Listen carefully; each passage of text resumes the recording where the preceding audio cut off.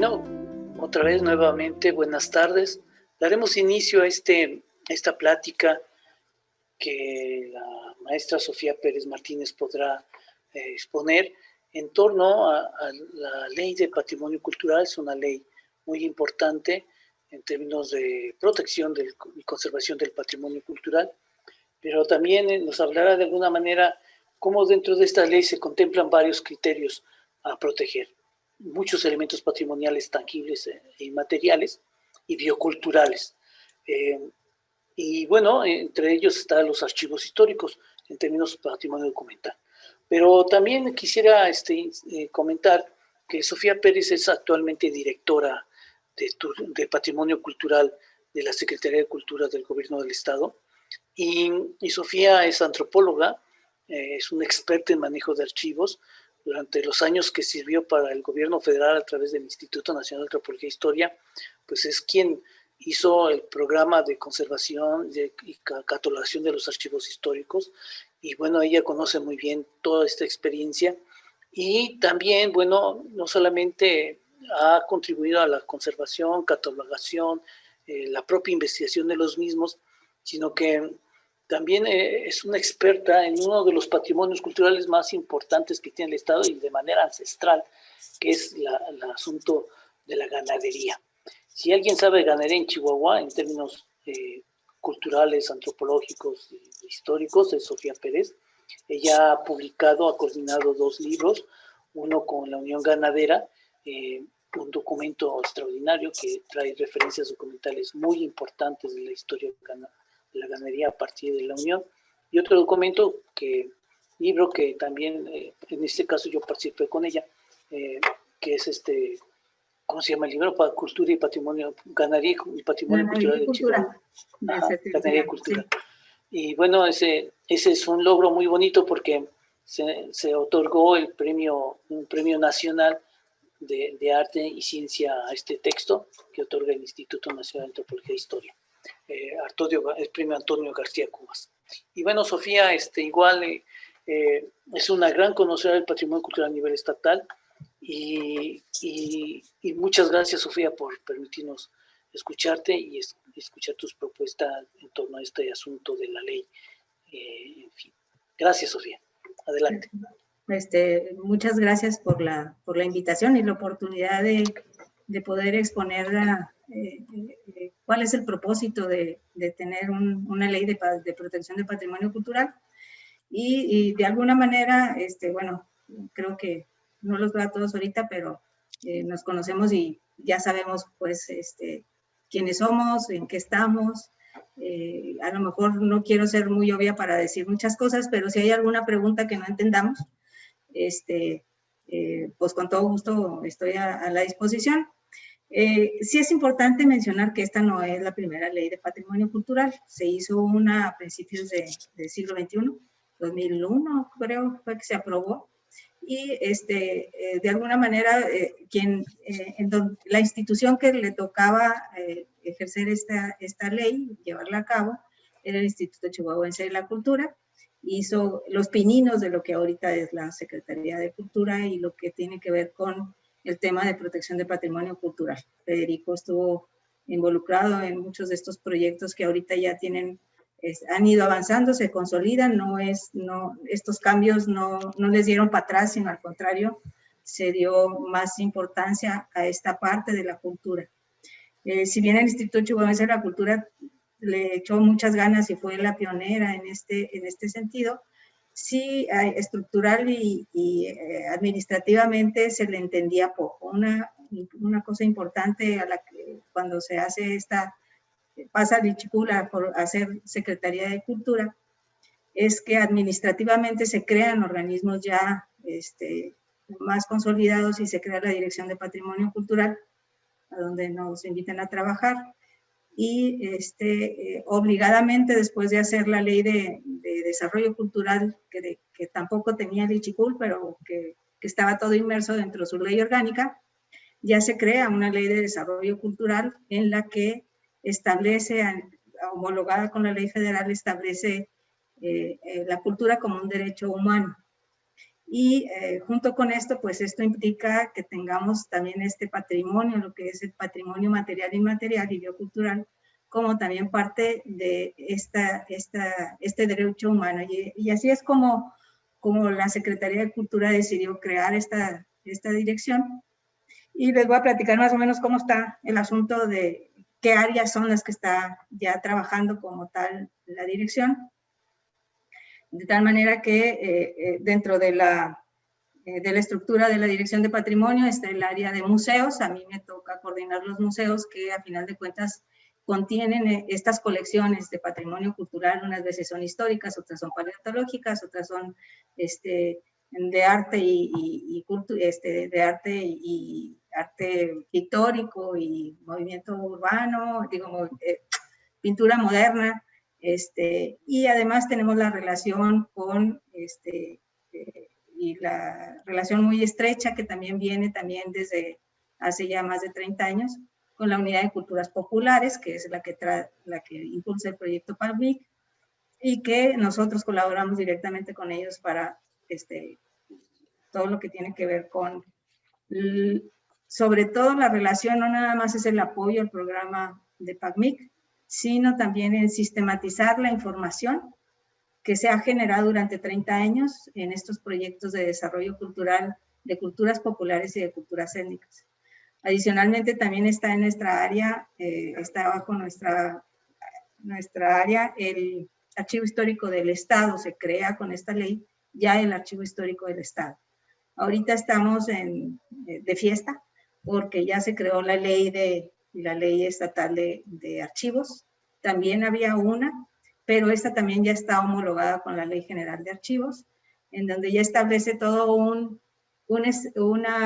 una metodología y un sistema institucional de archivos para que se conserven los archivos desde que se crean en las oficinas actualmente hasta que lleguen al archivo histórico, y eso es maravilloso para todos nosotros los investigadores, que detrás de lo que andamos es de hacer investigación en archivos.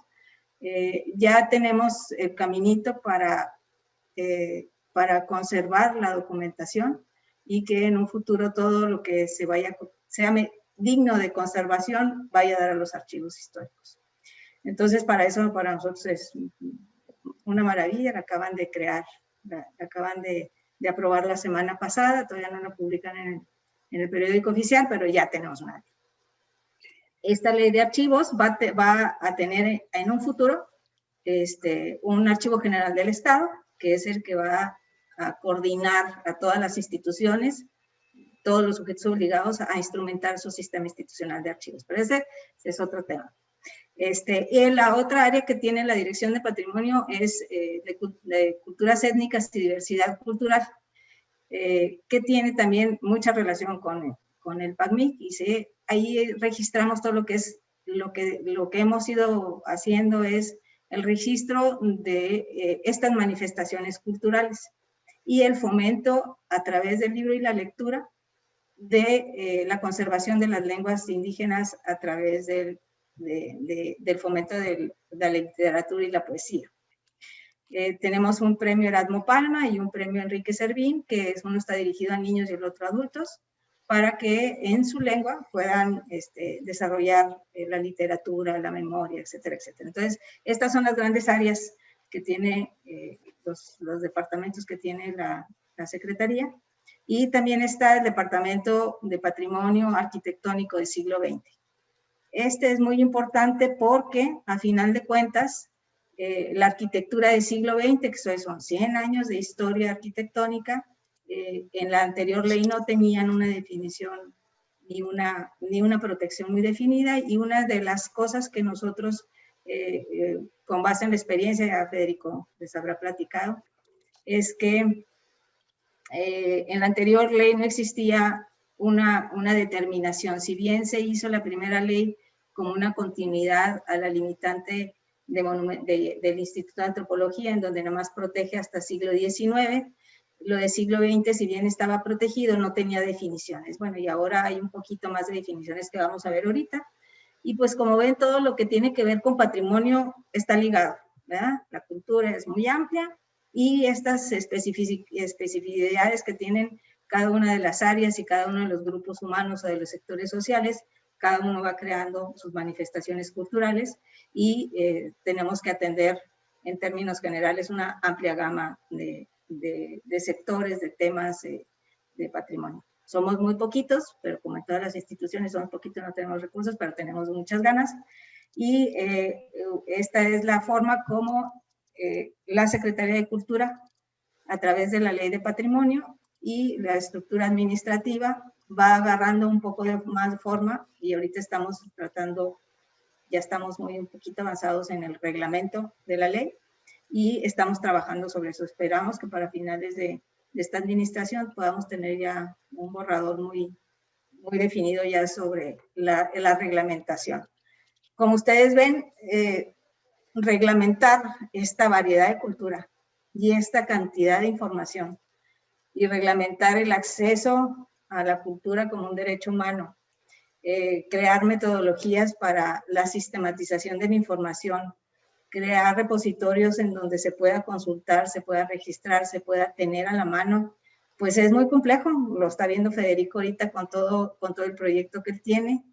Es muy complejo porque no tenemos ni los recursos ni la tecnología. Tenemos a mucha gente o sea, la gente que está en la Secretaría tiene mucho nivel y tiene mucha capacidad, y está haciendo todo lo que se puede por cumplir con esta ley.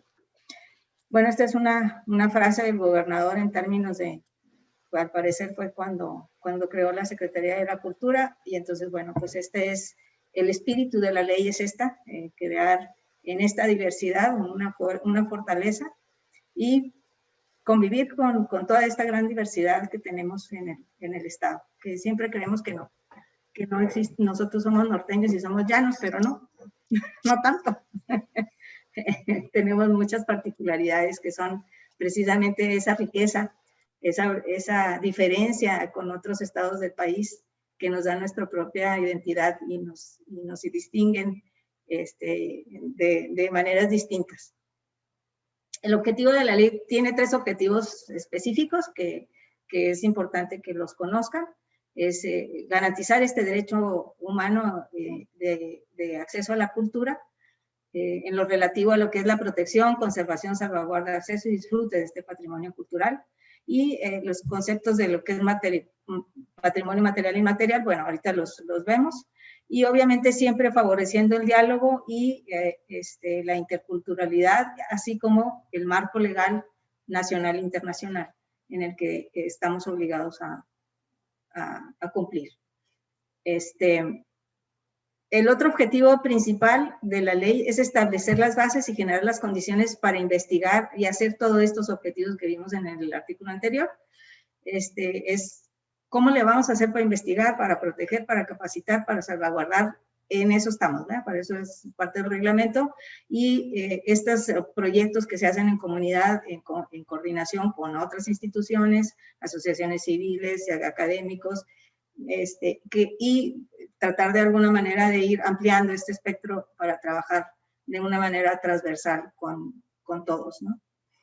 Y el otro es definir estos principios y los objetivos y los lineamientos que el gobierno estatal, el gobierno federal y el municipio tendremos que seguir para poder trabajar en conjunto, ¿no? Planeación y coordinación en todo lo que tenga que ver con garantizar la protección, conservación y salvaguarda del patrimonio.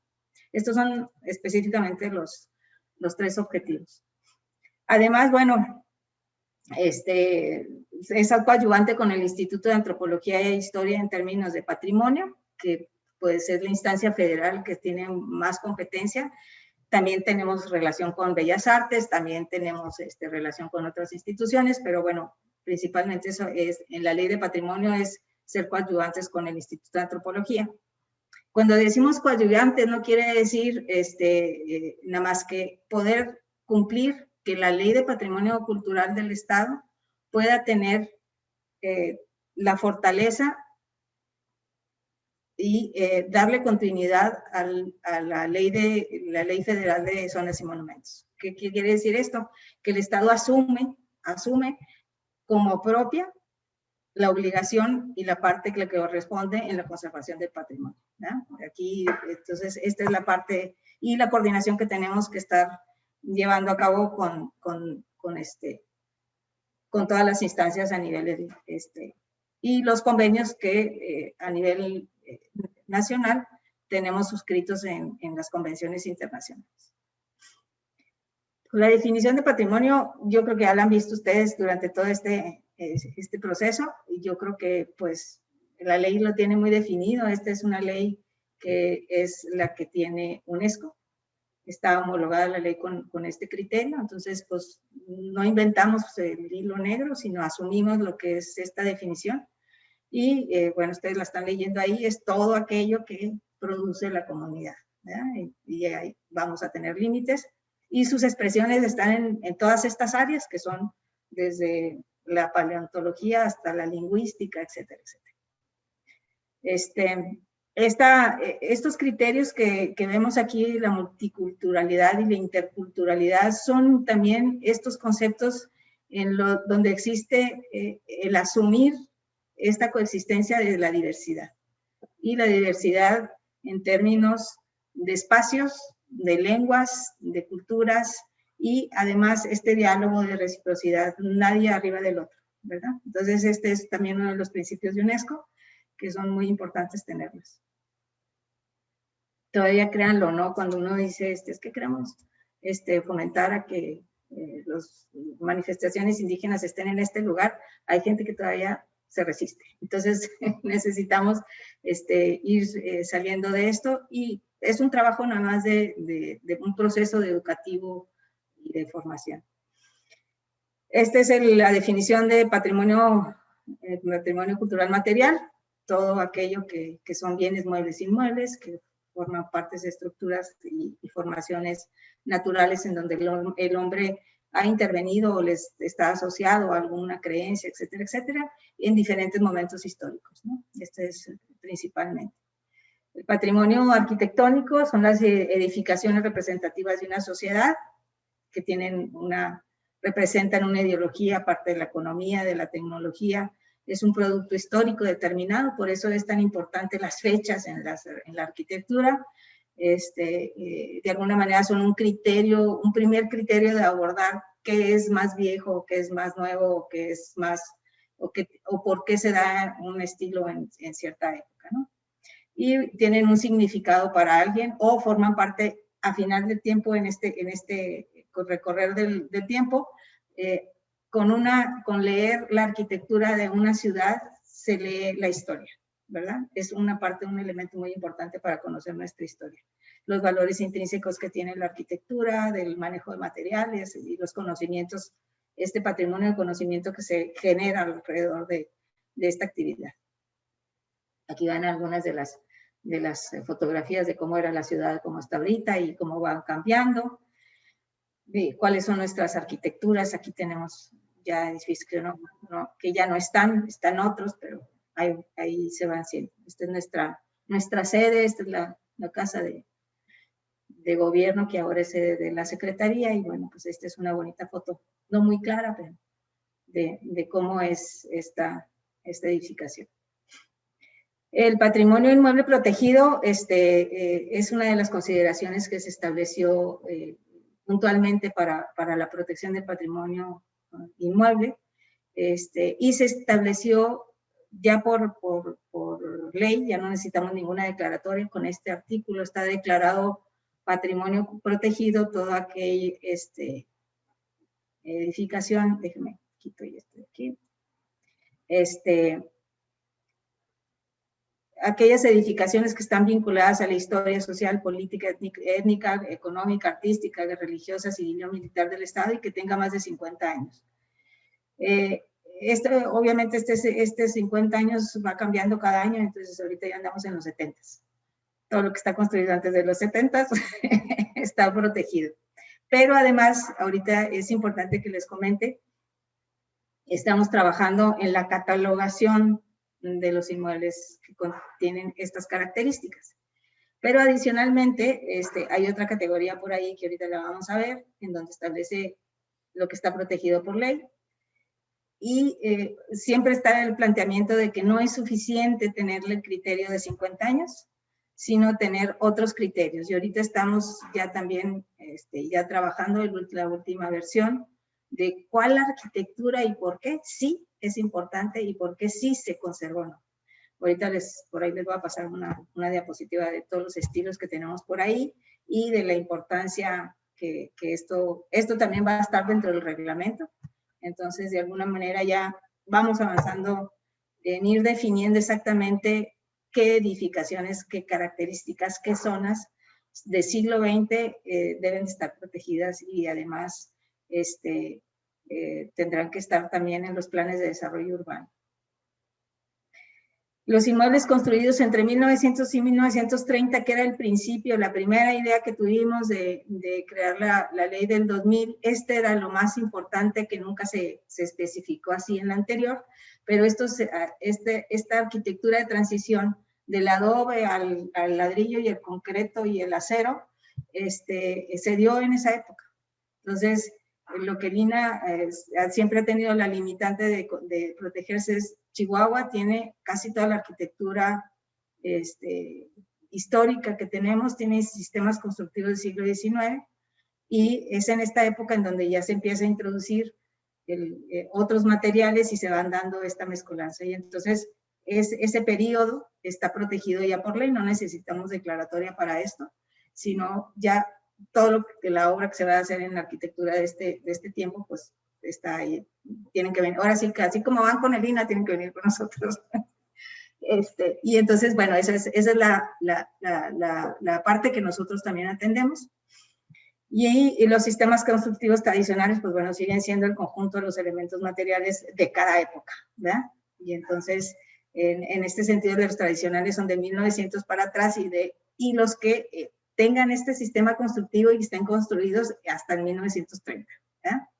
Esa arquitectura se sigue protegiendo por la ley de patrimonio. Entonces, ¿cómo echarle la mano a Lina y a salvar nuestro patrimonio? Este catálogo que les decía, ya tenemos ahorita 21 o 22 municipios con más o menos estos inmuebles ya registrados, catalogados, ubicados, etcétera, etcétera. Y además estamos trabajando con plataformas como la del Registro Público de la Propiedad del Estado, para poder ir subiendo estas capas que se tienen que ir haciendo por municipios, ¿verdad? De lo que son los criterios de qué zonas y qué edificios o qué lugares se consideran también ya patrimonio cultural moderno, no nada más ¿cómo se llama? El patrimonio de monumento histórico. Estos son los estilos arquitectónicos que se han definido e identificado. No son puros, no son una cosa que digas tú, si todos los que son porfirianos tienen estas características, no. Es decir, en la historia del crecimiento de la ciudad de Chihuahua, por ejemplo, la de Juárez, en Casas Grandes, se dan de diferente manera. Y el colonial californiano se da la expresión, no es la misma que se dio de origen, sino que cada arquitecto y cada localidad, cuando se va creando la moda de ciertas arquitecturas, se van creando las propias. Y entonces, nunca son puros estas manifestaciones culturales, sino que trae la adaptación, ya sea a los materiales, al recurso económico que tenga que lo construye, etcétera, etcétera. Pero la ciudad sí va teniendo algunas colonias en donde ves más deco con funcionalistas o ves más deco con arquitectura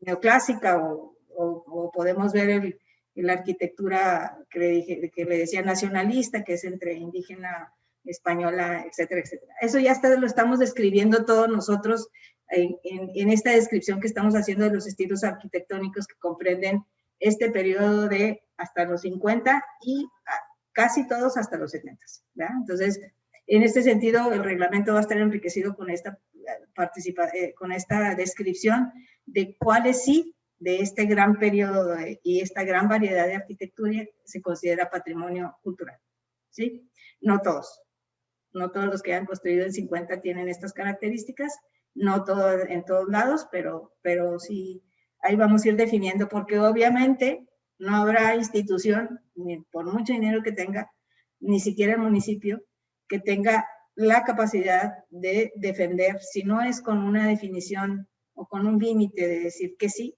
y que no se puede o se considera patrimonio. Entonces, no podemos decir todo lo que esté construido después de más de 50 años me tienen que pedir permiso. Si me tienen que pedir permiso, lo veo, digo, sí, ¿me toca? No, me toca. ¿Ya? Pero ya se van definiendo un poquito más las cosas. Este es el catálogo que se está haciendo, va a ser un catálogo digital que va a estar en constante construcción. La idea es subirlo a la red y que se hilen con estas capas o se pueda tener directamente en la Secretaría. Sofía, no sé si valía la pena una pregunta aquí. Y el caso del INBAN, ¿cómo hay coordinación con este asunto?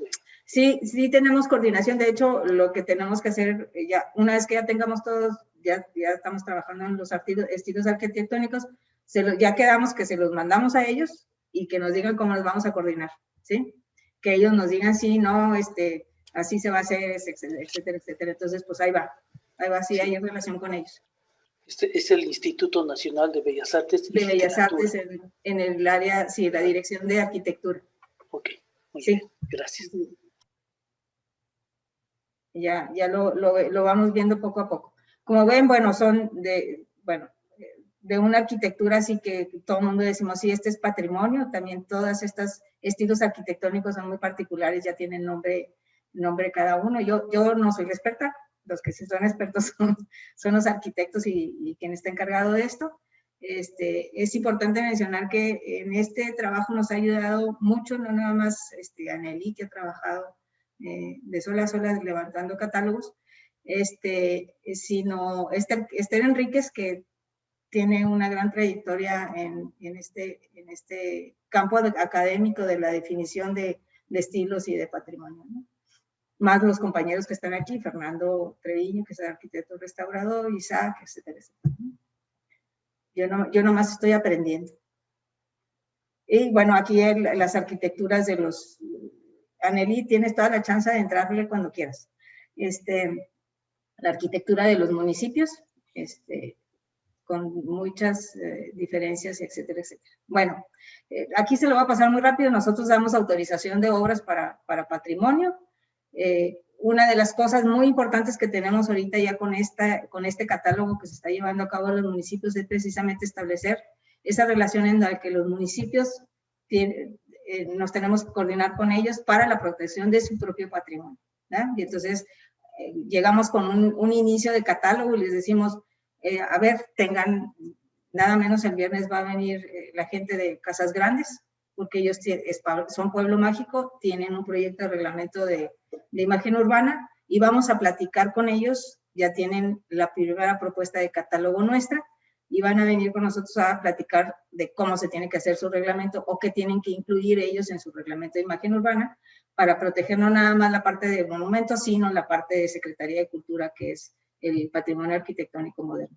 La mayor parte de esa comunidad es siglo XX, la mayor parte, que sí entra desde los 40 para atrás, y entonces esa parte es indispensable para su reglamento de imagen urbana, ¿verdad? Es natural, todo el mundo conoce, o sea, la Secretaría todavía no está muy posicionada en este campo, y entonces ahorita esto nos está permitiendo hacerlo, ¿verdad? Entonces, estamos en este proceso, por eso ahorita que comentaban lo del aniversario de la declaratoria de la zona de Valle de Allende, en donde mi primer comentario fue, hay que tener un reglamento de imagen urbana. Aunque Valle de Allende tiene mucha arquitectura, considera monumental porque tiene la zona, ahí también convive una arquitectura moderna, que también hay que registrar y que también tiene una normatividad, y que es importante que también se conserve, ¿no? Es este mapa de historia arquitectónica que tienen todas las comunidades. Bueno, y entonces estos mecanismos de coordinación a través de desarrollo urbano y tenemos que trabajar, y la Secretaría también tiene la facultad de que a través de la Secretaría de Desarrollo Urbano y Ecología establezca los lineamientos para sus planes de desarrollo, en donde se considere ya también la protección del patrimonio arquitectónico moderno, ¿no? Entonces, también estamos en esas circunstancias. Aquí está el patrimonio inmaterial. Federico va a platicar con ustedes grandemente de esto. Una de las cosas, él es más experto que yo.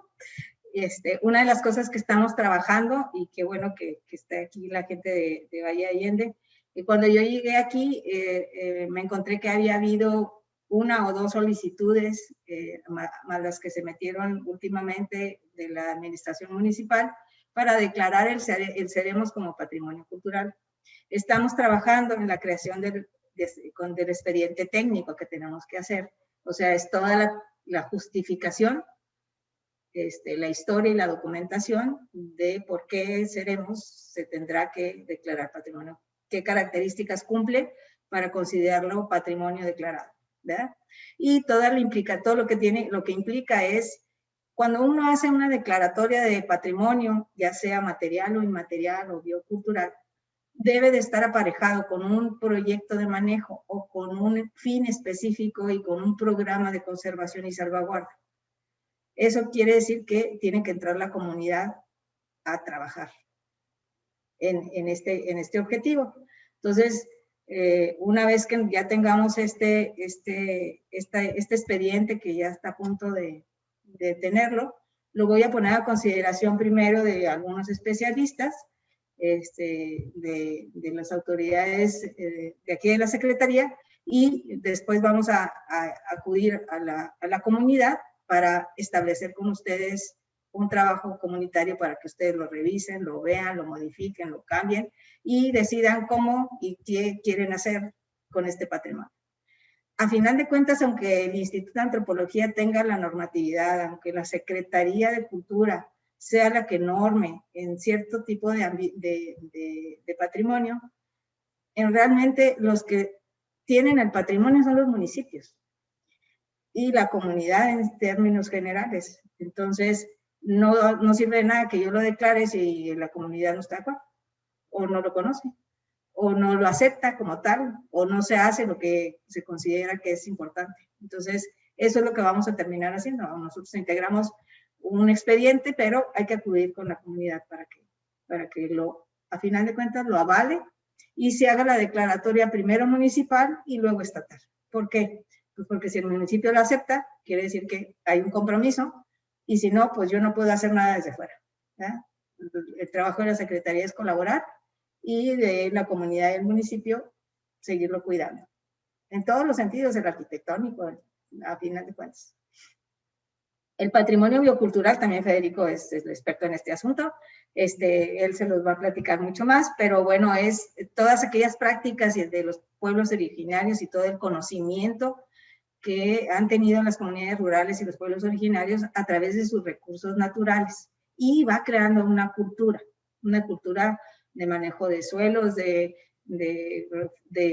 manejos de cultivos de milpa, de cuáles son los ciclos de los animales, cuándo se consigue la leña, cuándo no, o sea, todo esto, y cuál es un sitio sagrado y por qué, ¿sí?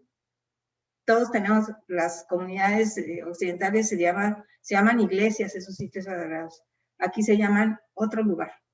Tienen un lugar distinto, puede ser una piedra, puede ser una zona, puede ser un río, puede ser el manantial de agua, que es un ente vivo y lo consideran como tal. O sea, cada quien tiene un sitio sagrado y las comunidades no están exentas de esto, ni las comunidades rurales tampoco. Entonces, de alguna manera, este patrimonio es fundamental generalmente para el bienestar de los pueblos originarios y para la reproducción del grupo social, ¿verdad? Entonces, esta reproducción del grupo social está ligada a el bienestar, a las creencias y a la conservación de sus sitios. Entonces, bueno, también para la declaratoria de cualquiera de estas tendrá que cumplir también con esta normativa que ya está establecida en la ley, pero que va a tener que también regularse en el reglamento de la ley de patrimonio.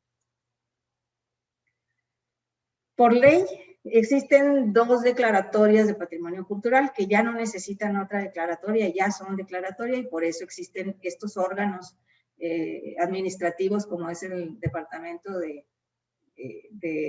Culturas Étnicas, que a eso se dedica, y el Archivo Histórico del Estado.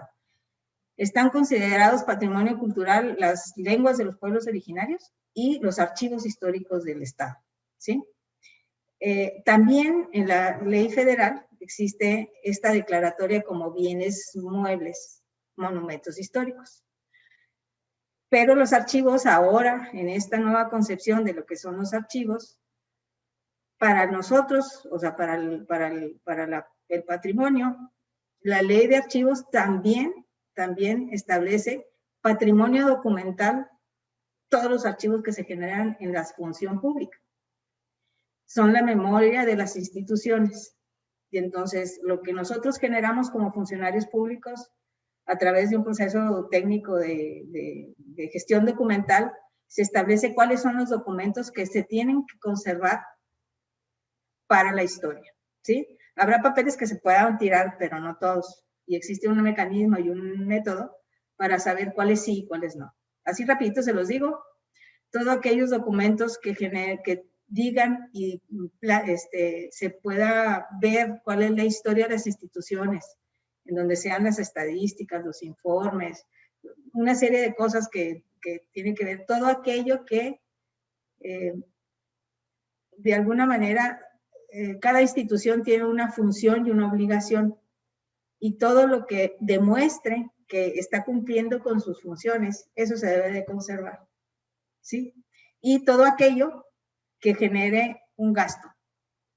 ¿Cómo comprobamos que lo que hacemos se gasta y se hace como Dios manda? Todo ese proceso para la historia va a tener que guardarse, ¿verdad?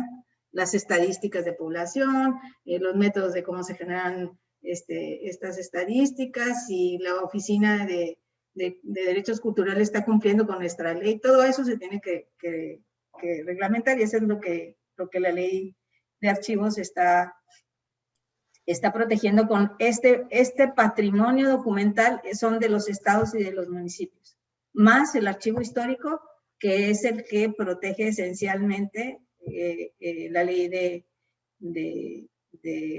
zonas y monumentos, ¿sí?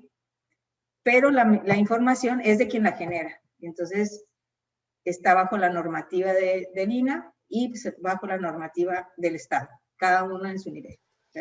Entonces, otra vez compartimos esta atribución. Bueno, por eso tenemos... Sofía, tengo una pregunta. Una pregunta sobre esto de los archivos. En el caso de por ejemplo, archivos privados, particulares, ¿no entra la ley en alguna manera? Sí los considera.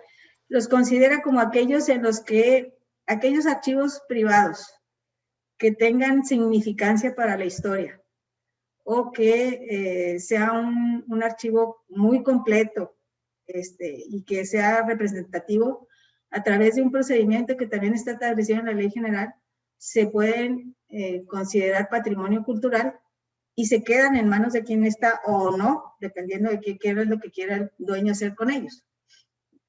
Y se consideran que deben de guardar las normas de conservación, ¿sí?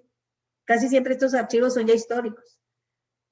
Si es, no sé, el fondo del gobernador fulano de tal o del presidente mengano de tal, sí, ese tipo que fueron funcionarios públicos o de alguna institución que realmente es un ícono, o todas aquellas instituciones que reciben fondos, que son sujetos obligados, tienen que tener el archivo y tienen la obligación de cumplir con la ley de archivos, ¿sí?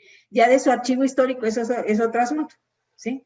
Pero lo que es guardar la información, sí, sobre todo de todo aquello que implicó un recurso del Estado de la Federación, ¿sí? Un recurso público. Y hay archivos o fundaciones que pueden tener sus propios archivos, pero tienen que guardar normas. Lo comento porque hay instituciones como el sector educativo donde los archivos se los han dejado a la deriva, ¿no? Uh-huh. Y también muchos docentes se llevan muchos archivos, ¿no? Uh-huh. Y han quedado a resguardo de ello, ¿no? Uh-huh. Entonces, la posibilidad de poder recuperar esos archivos en términos jurídicos es lo que estaba yo rastreando, ¿no? Uh-huh. Sí, si fueron parte de una escuela oficial, deben de estar en la escuela oficial, o sea, ahí sí. Ahora, sabemos que se han perdido muchísimos archivos, pero es la intención de esta ley, pues que ya a partir de ahorita, pues ya hay mucho más restricciones para todo, ¿no? O sea, y cuando hablamos de restricciones es para, el objeto es conservar la memoria, o sea, no que guardes todos los papelitos y los tienes que tener ahí todos, y no, hay un proceso de expurgo y hay un proceso de depuración, pero hay un proceso también de rendición de cuentas y de protección de datos personales, o sea, todo lo de archivos es muy, muy, muy complicado. Todo el mundo dice, sí, hombre, nomás hago un inventario y ya. No, es todo un sistema institucional de archivística en donde tiene que ver desde que generas el documento hasta que llega el histórico, como decía, pero también donde ya estén los sistemas automatizados de gestión documental, más los documentos electrónicos que también se han perdido mucho por ignorancia, por no tener los medios, porque se nos echan a perder las computadoras, por lo que quieras. También hay muy poco orden, entonces lo que necesita es, esta ley lo que hace es plantear un sistema y con ese sistema se puede administrar los archivos y será más fácil guardarlos y acceder a ellos, ¿verdad?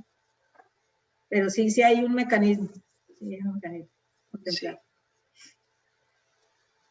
Bueno, además, bueno, lo que hace nuestro Departamento de Culturas Étnicas y Diversidad, bueno, son todos estos, son programas culturales multilingües y comunitarios, que ahora sí se llama PACMIC, que ha otorgado, bueno, este año, el año 20, otorgó, se dieron 2 millones para estos 35 proyectos en 9 municipios, de los cuales son realizados por hombres y mujeres, y pertenecen a pueblos originarios migrantes, y además cultura popular urbana. O sea, aquí está todo mezcladito. En esto les voy a decir que hicimos este año con recursos de la Federación del Programa de AYEC, como ya el PACMIC tiene más de 30 años, más lo que estamos haciendo nosotros, más lo que se está recabando y se está registrando en las plataformas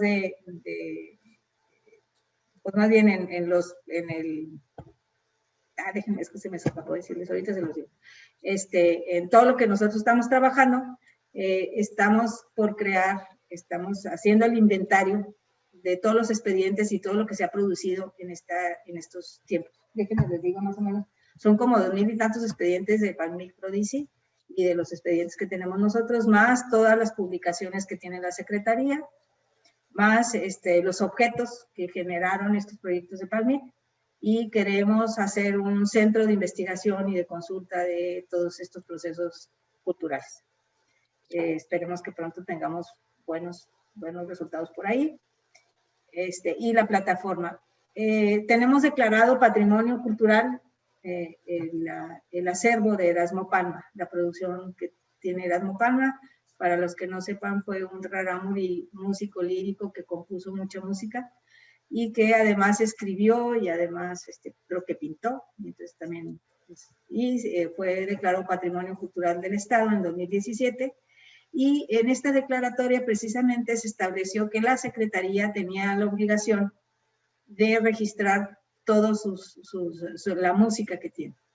Ahorita tenemos ya pasadas a digital la música de los cassettes, que pues, él grabó en estos cassettes viejitos que todos conocemos. Ya se están haciendo las partituras, cancioneros.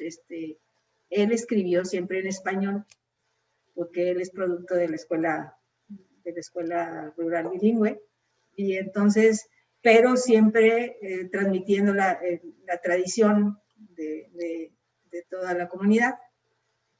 Y entonces, este es un acervo específico. Estamos cumpliendo con esta declaratoria, que es la obligación de tener registrados esta información, y a final de cuentas, pues bueno, va a tener que estar al público en términos de consulta para investigadores, para difusión, para lo que a cada quien le interese. Y entonces, bueno, este es otro de los lo que tenemos aquí nosotros es, se hace una convocatoria para que los hablantes de rarámuri escriban y metan a concurso su obra, y así se publica y así se va fomentando la escritura, la lectura, etcétera, etcétera. Entonces este año fue Esther, con este libro que es un día extraordinario, que está, este año lo tenemos que publicar, el anterior fue otro y así, entonces así ahí lo vamos llevando. Entonces vamos creando estas publicaciones en Rarámuri principalmente. La convocatoria de Enrique Servín este año se dio para niños y niñas hasta 16 años, creo. Y participaron 11 niños y niñas y adolescentes, 10 hablantes de Rarámuri, del municipio de Huachoche, y un adolescente migrante hablante de Chatino, residente en el municipio de Chihuahua. Y entonces se les dio un paquete de libros así, maravilloso, y se va a publicar los cuentitos que ellos hicieron. Entonces, fue muy, muy, muy importante porque se hizo en plena pandemia, la verdad, y ahí la foto que ven ahí esos son los niños premiados, y fuimos nada más a eso, y les dijimos que no fuera el público, pues claro, toda la familia está ahí arriba, ¿verdad? Pero se dio y vámonos, pobres, no hubo mucha chance de darles todo el reconocimiento así con más fiesta y demás, pero bueno, a final de cuentas los chamacos están muy entusiastas en escribir, sobre todo. Ese día repartimos los libros que se tienen aquí, que son cómics y demás, y ahí están los chamacos muy interesados en esto. Bueno, también se dan en talleres y exposiciones de cultura en términos generales. Es una exposición que se hizo aquí en la Secretaría de la expresión cultural de los niños sobre su medio ambiente. Y aquí, bueno, es la historia de cómo ven ellos sus recursos propios y ahí sí, bueno, ahí está todo documentado en una exposición de un proceso que se armó en Choriachi. Obviamente también participamos con todos los que, con FODARCH para hacer los premios de artesanía. Estamos muy de la mano. Está el evento de Lomaguare, que es la fiesta de las naciones, en donde nada más participan ellos, se hacen invitaciones. Este año no lo pudimos hacer. Y el 20 y el 21 no lo vamos a poder hacer porque no hay recursos. Más que si hay pandemia, como quiera la armamos, pero no hay recursos, ese es el problema. Y esta fiesta de las naciones es el intercambio entre grupos étnicos para todo lo que ellos quieren. Generalmente son danzas, música, cocina, ritos tradicionales, etcétera, etcétera, ¿no? Entonces, se ha invitado tradicionalmente, por ahí estamos haciendo un videito de la historia de estos Omagüari, que fueron una creación primero en los Fitch y luego ya se integró como una actividad tradicional ya del área. Estos son talleres también de recuperación de tradiciones de telares en grupos urbanos, donde las mujeres se organizan y la que sí sabe le enseña a las demás y nosotros les brindamos la oportunidad de tener un lugar, etcétera, etcétera. Estas son los días internacionales de los pueblos indígenas que se festejan en agosto, y también se hace la fiesta del Día de la Lengua Materna, que es el 21 de febrero, y nos coordinamos, COEPI, XETAR, INIP, y todos nos coordinamos en hacer esto. Esta es una exposición de ella, que es fotógrafa, y pues ustedes conocen las manifestaciones culturales modernas de los pueblos indígenas, en donde a través de instrumentos modernos ellos transmiten su conocimiento y su propia música, ¿no? También los foros de derechos de lenguas indígenas, que también es otra de las legislaciones que COEPI impulsa, que es el derecho a la lengua, a la propia lengua, ¿no? Y se hizo el año anterior, a finales del 19, con el objeto de que ellos hablaran sobre la propuesta de ley de derechos indígenas, ¿no? Y entonces se convocó a Sonora, Sinaloa y a otros, y estuvieron ellos hablando. Ahí no nos metimos nadie más que estar ahí a ver qué necesitaban. Lo organizó COEPI con nosotros, de ahí ellos decidieron que tenían que opinar sobre la ley de derechos lingüísticos. Este es todo el patrimonio de los pueblos originarios, a lo que nosotros queremos, intentamos hacer el registro de este patrimonio. Y tenemos esta parte que es el patrimonio cultural protegido, que son los portadores de conocimiento y el conjunto de bienes que caracterizan ese conocimiento. Este año se hizo también una convocatoria para pilares se llama Pilares del Mundo, que son los de seres humanos vivos. Estas personas que son portadoras de conocimiento, ya sea de medicina tradicional, como de arquitectura, como de organización o de cuestiones agrícolas, y se hizo con recursos de la Federación. El objeto es que la comunidad lo proponga, diga quién cree que es su pilar, por qué, y que además se comprometan a hacer talleres en donde transmitan su conocimiento. Talleres o actividades específicas, no sé si es aquel que es curandero, que se lleve a los niños o los chamacos al campo a reconocer las plantas, que sepan para qué sirven. Y nosotros adicionalmente estamos tratando de que ellos mismos lo registren, que no se quede en el conocimiento nada más, sino que también haya un documento en donde esté registrado a través de un libro, de una grabación, de fotografía, de lo que ellos decidan. Y entonces se trata de esto. Lo que se hizo fue una convocatoria. Tienen que ser personas de más de 60 años, que el pueblo lo reconozca, y se les dio un recurso en efectivo para ellos y otro recurso para que hicieran los talleres. Nosotros recibimos el registro de esto, esperemos que este año lo podamos volver a hacer, porque esto es muy importante. Las que se entregaron este año, ya no me las sé, pero se recibieron como 7 candidaturas y fueron seleccionadas nada más 3 personas con todo el dolor de nuestro corazón, pero fue una mujer rarámuri, conocedora de textiles, medicina y cocina, que vive aquí en Chihuahua, doña Inés. Un tepehuán conocedor de dinámicas dentro de su comunidad, es conocimiento de etnobotánica, es partero y de medicina tradicional de Guadalupe y Cano. Y un PIMA, promotor de la preservación de los yúmares, cantos y melodías de madera.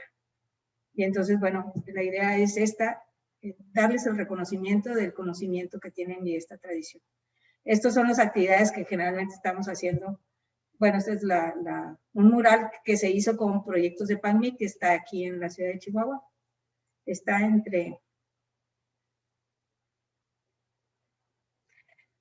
casi llegando al bulevar entre la Aldama y la Victoria. Es un callejoncito que da entre las 2 calles, que está casi llegando al bulevar de Azordas. Es muy bonito, vayan a ver. También hay eventos en Casa Chihuahua con los cantos Yumare. Se intenta que Casa Chihuahua también, como es Centro de Patrimonio Cultural, se vayan dando más este tipo de actividades con los grupos indígenas, que también Casa Chihuahua sea casa de ellos.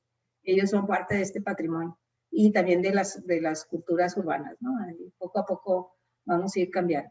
Archivos históricos, bueno, pues archivos históricos, tuve la fortuna, porque además he de decirlo, que fue el segundo archivo que yo rescaté, el de Valle Allende. Afortunadamente, a partir de ahí, pudimos ir agarrando experiencia. Como en todos lados te dicen, se te ocurre, es que hay que ir a salvar ese archivo porque es importante. Se mete uno en problemas que no conocía. Y poco a poco va uno aprendiendo muchísimas cosas. Hay mucha buena voluntad en todos los sentidos, sobre todo en Valle Allende. La experiencia que nosotros tuvimos en Valle Allende, ya lo he platicado varias veces ahí en Valle, fue que la comunidad nos aceptó y Rita fue una de las personas que nos cobijó, nos fomentó, nos ayudó, etcétera, etcétera. Y logramos incluir a los chavos de prepa en este proceso. Y cuando llegaron bien enojados de que qué iban a hacer ellos ahí, qué onda. El primer obstáculo en el que se les presentó fue que no sabían leer letra manuscrita, nada más de imprenta. Y entonces, pues, tuvieron que agarrar un poquito de calle. Afortunadamente, el archivo para ellos era que el archivo no tenía demasiados documentos del siglo XIX para atrás, eran muy pocos, pero con esos, sobre todo judiciales, y luego aprendieron poco a poco, cuando fueron leyendo los documentos, que ahí estaba la historia de su familia, y ahí apareció un abuelo, y ahí apareció algo que le había contado no sé qué, y entonces empezaron a interesar en el asunto. Tan es así, que algún presidente municipal fue parte de ese proyecto. Jenny fue de las que tomó los cursos de paleografía en el archivo parroquial, que también llevaba su curso. Yo no me ocupé de él, pero ahí se dieron los primeros cursos de paleografía y se fue a estudiar antropología y trabajó en el archivo histórico de Parra, ¿no? Entonces, conocemos que hay mucho interés en Valle de Allende en este sentido.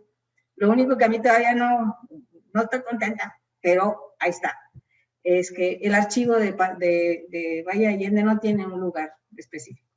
Está guardadito, se consulta poco, y bueno, yo ahorita desconozco en qué situación está, yo creo que va a estar bien, o sea, que está bien, pero sí necesita que se reactive. Esa es una de las cosas que la comunidad tiene que velar por ella. Nosotros hacemos ese trabajo, vamos, lo hacemos, lo ponemos, lo juntamos, lo organizamos, se los dejamos y luego ahí se queda. Entonces, eso es lo que hay que ir cambiando, esta participación de la ciudadanía en las decisiones que se toman. Eso es una de las cosas más importantes. Así encontramos los archivos y así los entregamos. El de Valle Allende debe estar con las cajas chiquitas y yo sé que está, confío que está en un buen lugar, ya si no, ya nos hubieran dicho. Pero estos son los trabajos que se hacen aquí en el archivo histórico. Nos ayudaron, esta es la gente de químicas de la UACH.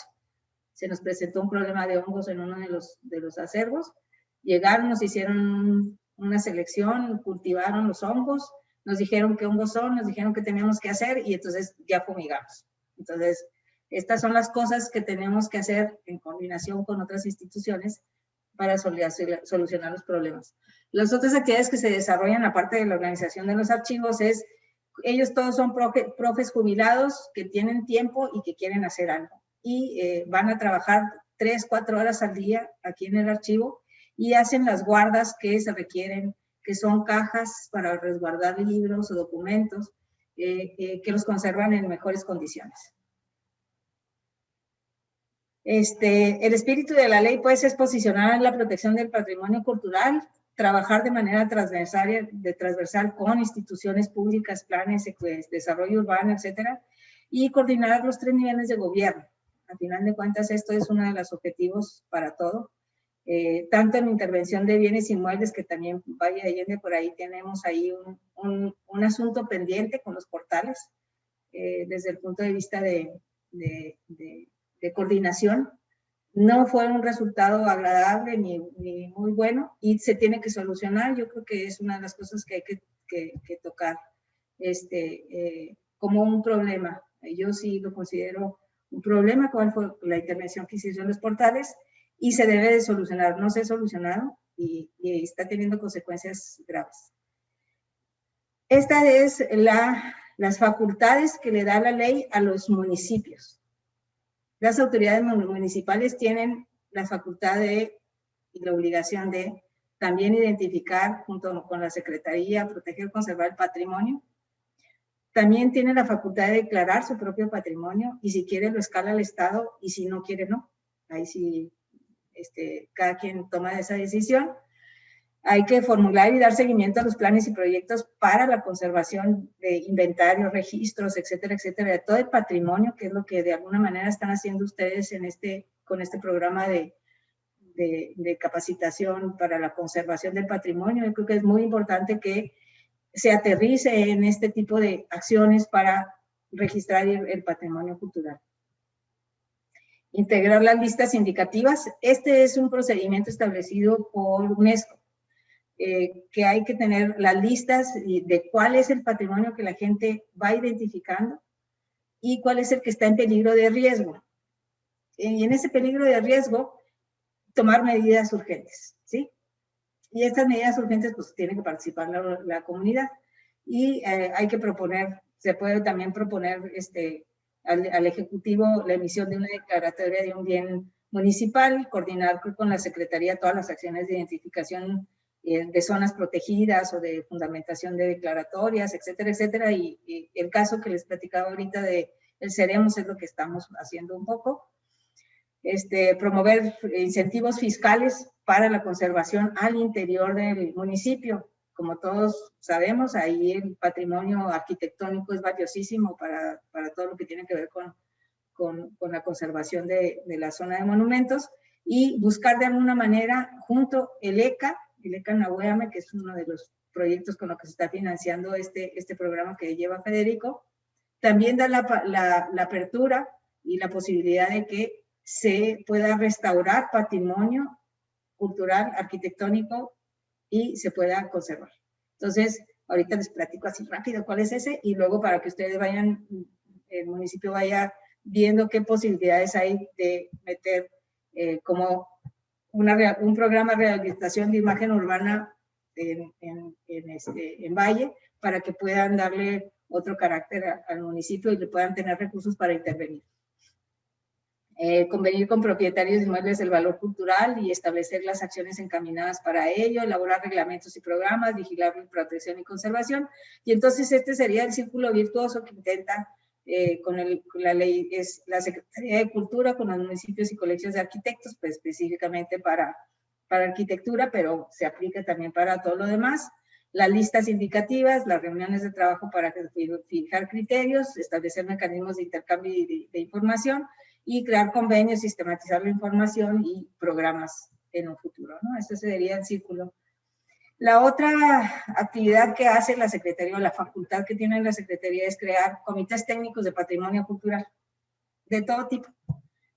Entonces, todos los comités que se les ocurran que podamos crear para fines específicos, un proyecto en especial.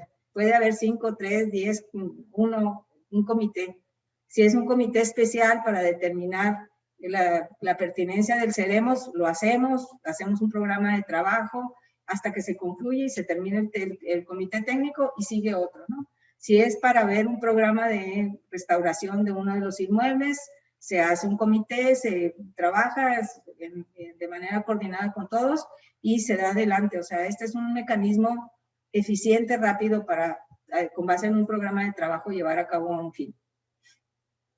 Y bueno, ahí en la ley están los artículos de cómo se reglamentan los comités técnicos. Entonces, bueno, la ley nos brinda una gama muy amplia con las posibilidades de apertura, de coordinación con los municipios, y bueno, esta es la intención de la ley, y bueno, todas las preguntas que tengan, con todo gusto. Muchas gracias, Sofía, por tu participación. Nuevamente me diste la luz de que es necesario releer la ley, porque efectivamente la parte del patrimonio inmaterial, material, no la había recuperado, y hoy creo que es bien interesante pensar en estos bienes patrimoniales que tenemos en nuestros centros históricos, distribuidos en todo el estado, que hay patrimonio cultural del siglo XX que vale la pena empezar a registrar. Igualmente patrimonios bioculturales que por desgracia se van perdiendo, y como es el caso de la semilla del chile bayero con la cual se hacía chile pasado, y que bueno, me han comentado que se ha ido perdiendo, o bien las semillas de las peras, que es también patrimonio biocultural, que es consolidado y construido por lo humano, y que si se pierden, se perdieron, no hay manera de recuperar. Bueno, pues esas cosas nos parecen muy importantes. Y bueno, aquí el público, somos 16 personas participando. Nos gustaría comentar, quisiera comentar algo. Rosa Esther Lazo está comentando qué bueno que la ley proteja los archivos históricos. ¿Alguien quisiera hacer un comentario, preguntas a la maestra Sofía Pérez Martínez?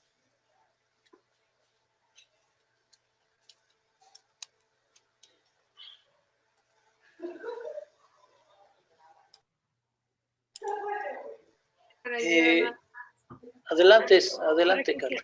Para que se animen un poquito. Pues más que nada, creo que es de reconocer el esfuerzo que está haciendo la Secretaría de Cultura en precisamente, creo que era fundamental lo de la ley, o sea, era algo que a los que nos dedicamos a esto ya desde hace mucho tiempo, pues era algo fundamental para poder reglamentar, y creo que en Valle de Allende es bien importante, como dice Sofía, el plan de manejo, y que sea algo también me imagino, no sé si en un momento dado, pues es como ese acompañamiento que pueda hacer la Secretaría junto con nosotros apoyando, ¿no? Como laboratorio, este, eh, no sé cómo se logra ese reglamento, si se hace con la participación de la comunidad para que la comunidad también pues sea parte del proceso, o existe, me imagino que hay algo ya preestablecido, ¿no? Pero de esa imagen urbana, de esa conservación que hay que rescatar y que hay que conservar de las diferentes épocas, pero ¿cuál es el proceso, no? ¿Cuál es la metodología que se utiliza para establecer ese plan de manejo, más que plan de manejo, como esa ley ese reglamento urbano? Si quieres, Anneli, tú me corriges. Ya existe una ley, es un reglamento de, cuando se hizo la declaratoria de la zona, también se aprobó un reglamento de imagen urbana y protección y conservación de patrimonio arquitectónico. Nunca se ha echado a andar, la verdad es que por diferentes nunca se ha aplicado a nivel municipal. Lo importante aquí, decía Anneli, que el próximo 9 de marzo se cumplen los, ¿qué? ¿Son 10, 15 años, 20 años? ¿Cuántos años son? ¿10 años? ¿Primera década? No, perdón, 2 décadas, porque es 2000. Son 20 años y yo decía 10, pues yo Sí. me acuerdo que yo estuve en ese, bueno, claro. Lo importante es ahorita hacer un comité, o sea, o hacer el esfuerzo de que todos de este grupo, de este laboratorio, los que estén interesados, pueden hacer el esfuerzo de revisarlo, ¿verdad? Es decir, a la luz de 20 años, qué sí se ha hecho y qué no se ha hecho. A lo mejor es inoperante o a lo mejor la propia dinámica del municipio, si no tiene obras públicas o si tiene, no tengo idea, no lo aplica pues porque voy a hacer, sí, pues haga lo que quiera, ¿verdad? O sea, ¿por qué? Pues porque a lo mejor no hay licencias, no está instrumentado eso, no tengo idea. Pero en todo caso, se necesitaría, como es zona de monumentos, ya hay una ley de patrimonio cultural en el estado, sentarnos las instituciones, con ustedes, una representación del municipio, por supuesto, y nos sentamos a trabajar en qué es lo que se tiene que incluir y qué no, ¿verdad? Y cómo tiene que operar. Otra vez es el mismo, el municipio se tiene que tener el compromiso de aplicarlo. Es la autoridad municipal la que lo tiene que vigilar, ¿no? En coordinación con el INAH, porque se supone que las obras, todos los inmuebles tienen que pasar por el INAH, y ya estaríamos nosotros también, porque también hay arquitectura del siglo XX, entonces también hay una normativa, y entonces tendría que ser coordinado. De lo que yo me acuerdo es que había un organismo, porque en Parral era igual, un organismo en donde intervenían todas estas instituciones. Era el Ichipul el que intervenía como un consejo, el que tenía que revisar cuál iba a ser el desarrollo urbano, cuáles serían las condiciones, qué cosas se tenían que considerar. Todos los presidentes municipales que llegan con obra pública, ¿sí? Y no toman en cuenta la protección del patrimonio cultural en general. Y entonces, ahí es donde se tiene que platicar muy bien cómo se va a aplicar ese y cómo tiene que considerarse. Es por eso que la ley de desarrollo, la ley de patrimonio considera importante y le da a la Secretaría el mismo nivel que la Secretaría de Desarrollo Urbano para poder incidir en los planes de desarrollo en el tema que nos compete, que sea la conservación del patrimonio, ¿verdad? Entonces, aquí lo que tenemos que hacer ya es armonizar la nueva legislación con la protección del patrimonio y el desarrollo urbano, porque no se trata de que no se haga nada, sino que si va a ser pueblo mágico y una de las condiciones de pueblo mágico es que haya hoteles, pues que no se dispare el asunto en tirar casas para hacer hoteles, ¿sí? Que se hagan hoteles en ciertos lugares y que se busque un esquema, por decir lo que sea, o sea, que sean posadas o que sean hoteles chiquitos o que cumplan con ciertas características, que no pasen de una altura. Todo este tipo de cosas se tienen que hacer. Pero sí, puede ser o sea, nosotros con gusto lo hacemos, ahorita lo estamos haciendo con Casas Grandes, hemos batallado tantito porque como estamos haciendo el nuestro al mismo tiempo, necesitábamos tener ciertas condiciones para poder decirle, mire, así es, ¿sí? Entonces, ellos nos lo solicitaron desde hace mucho y a los pobres yo nomás les dije, no, esto así no va, esto así sí no, pero no les he dado la alternativa. Entonces, el viernes vienen a eso, a la alternativa. A decirle, mire, aquí tenemos esto y lo más o menos lo va a poder ser por aquí. Entonces, a lo mejor el reglamento de Casas Grandes pueda servir como ejemplo de lo que pudiera hacerse. Pero eso no quita que se pueda hacer porque ya hay un reglamento. O sea, ya tienen una zona de monumentos. Y esa zona de monumentos ya los obliga a tener un reglamento. Y si quieren ser pueblo mágico, tienen que tener un reglamento de imagen urbana, a fuercita, ¿sí? Entonces, pues es cuestión de gestión y de voluntades. Claro. A lo mejor lo interesante o lo importante sería que la comunidad visualizara la importancia, o sea, los beneficios que pueden llegar a tener aplicando el reglamento, ¿no? Porque a lo mejor nada más hay una apreciación de que va a haber reglas, pero no va a haber un beneficio, o sea, o no se ve. Y yo siento que a lo mejor esa apropiación de la comunidad es la que sería súper interesante, pues, trabajarla por medio de talleres o para que realmente se aplique, ¿no? Claro. Pero muy padre. Yo creo que hemos pensado aquí en el laboratorio ver en otros lugares lo que se ha hecho, ¿no? O sea, ver cómo otras zonas de monumentos más o menos con las dimensiones de valle, con una comunidad consciente de lo que tiene y además proactiva, ¿no? Sobre su patrimonio, formula propuestas en sentido positivo, ¿no? Y también está vigilante constantemente, porque si el INAH no tiene oficina ahí, pues ellos son los que van y avisan que está pasando algo, ¿no? Que se está perdiendo algo, y son los ojos, al final de cuentas, que quienes asumen esa responsabilidad. Pero dio con la palabra clave, Sofía, yo creo que es el tema de armonizar, el tema de sí estar conscientes de lo que toca hacer desde lo local para poder sumarse a este discurso y a la promoción que implica el tener una zona de monumentos, pero también ser patrimonio mundial, pero también querer salir adelante y querer desarrollar con algún tipo de impacto económico en las familias. Entonces, pero creo que las reglas sí son muy importantes y tienen que ser suficientemente conocidas para que se sepa que no es un no porque no, sino es un no para que no se pierdan estos distintivos que ya tiene la zona, ¿no? Y también cómo sí. Y o sea, cómo. Es no, pero cómo sí le podemos hacer, ¿sí? O sea, ahí la asesoría de los arquitectos es muy importante de cuáles son las opciones que se tienen dependiendo de la integridad del inmueble y del contexto en el que está.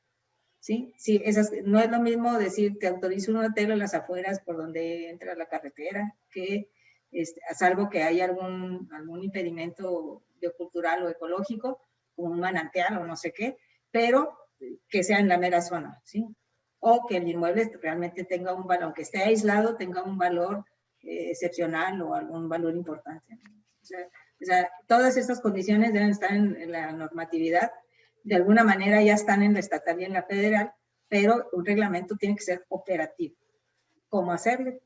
¿Cómo lo identifico? ¿Qué tengo que hacer como ciudadano?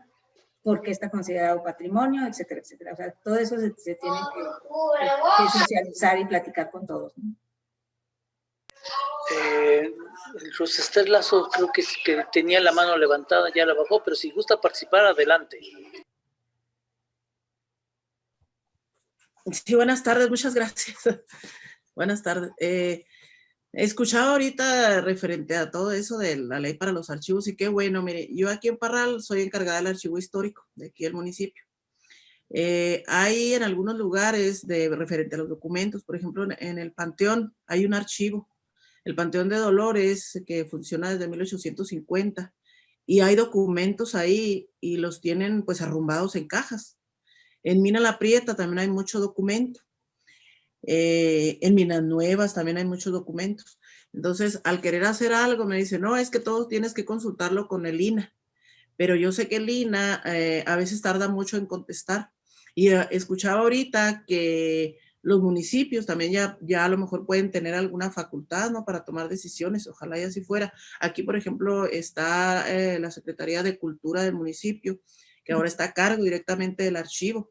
Entonces hay muchas cosas que no se pueden hacer precisamente por eso, y yo entiendo, no porque en el INAH no quieran contestar, sino porque tienen mucho trabajo en todo el estado, y a lo mejor yo quiero rescatar el archivo del Panteón, pero tienen otras cosas que a lo mejor es prioritario, pero el hecho de estar esperándome y que el tiempo está pasando, pues a lo mejor se están dañando más esos documentos. Y vaya que se salvaron de la inundación del 2008, que ustedes supieron que hubo mucha humedad, que sacó cadáveres y fue un desastre. Y aún así, mucho del archivo de ahí del Panteón se salvó. Ya me tocó en alguna ocasión trabajar rescatando documentos históricos. Y claro, pues ya sé cómo cuidarlos, cómo manejarlos y demás, pero pues eso es lo que nos detiene, que es que necesitamos la autorización directamente del INAH, si no, no puedes tocar nada. Entonces mi pregunta es, ¿hasta dónde ya los municipios van a tener pues la facultad de tomar una decisión y decir, vamos rescatando ese archivo, vamos por el del Panteón, vamos por el de Minas Nuevas, vamos por el de Mina La Prieta? Esa es mi pregunta, gracias. Mira, a mí me tocó trabajar el archivo de Parral. Hicimos algunos inventarios que ustedes los deben de tener ahí. Si no los tienen, me dicen y se los podemos proporcionar. Se hizo la clasificación en donde Jenny estuvo a cargo de la época colonial.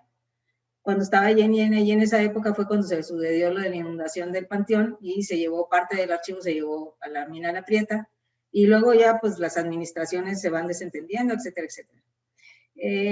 No es que no se pueda trabajar nada si el INAH no lo ve, sino que hay que trabajar de acuerdo a la normatividad. ¿Qué quiere decir esto? Bueno, hay ciertas medidas que, inclusive por seguridad de ustedes, se tienen que tomar para que en esos archivos que se van a rescatar, que tienen hongos, tierra, cadáveres de insectos y mamíferos, etcétera, etcétera, hay que tomar ciertas medidas y no se puede hacer cualquier cosa, ¿sí?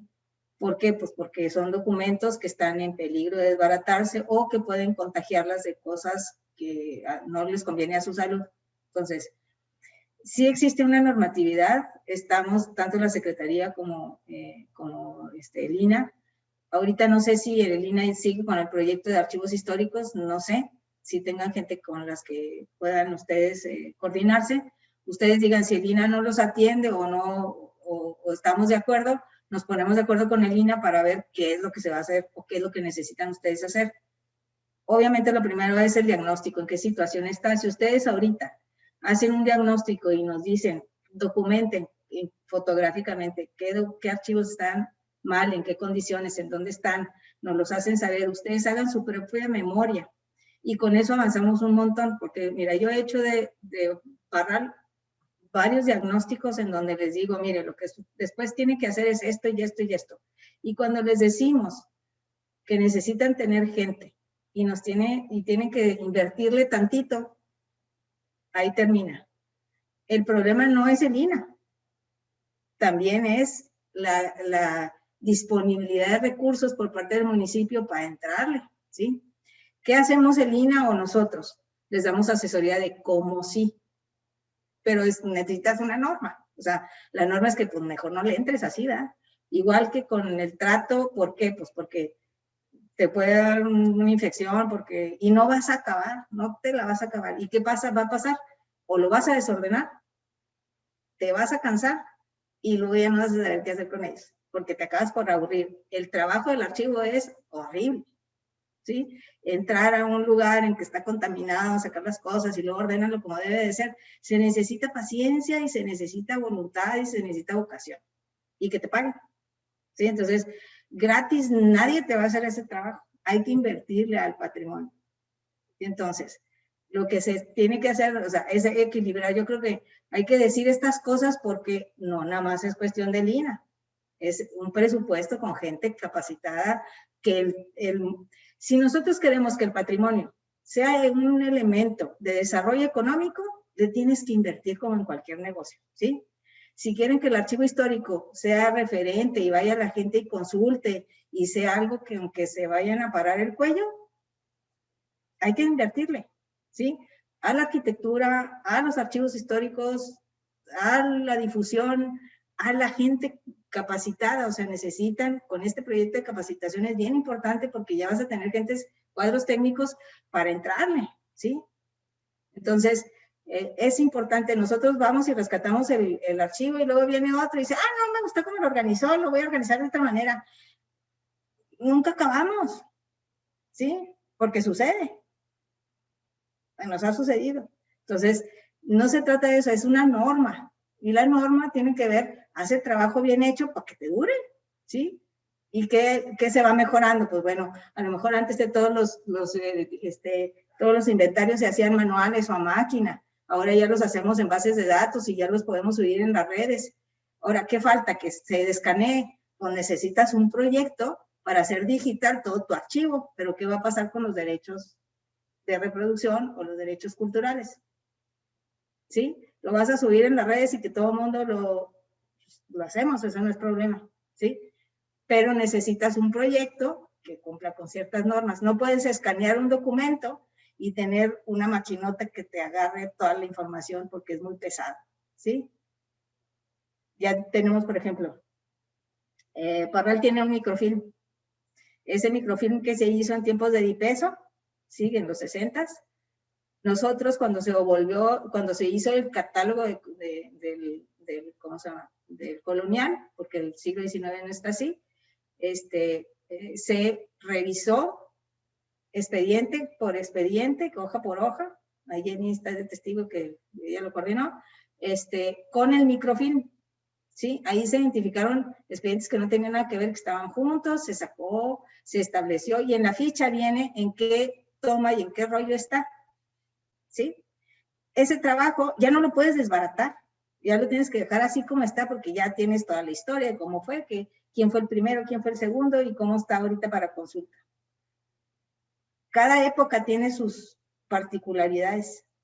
El del siglo XIX, cuando lo hicimos, que fue el primero, no había gente y no está tan ordenado, pero sí está localizable en la base de datos, ¿sí? Y entonces, primero hicimos el de XIX y luego hicimos el colonial. Entonces, cada vez nos iban saliendo mejor.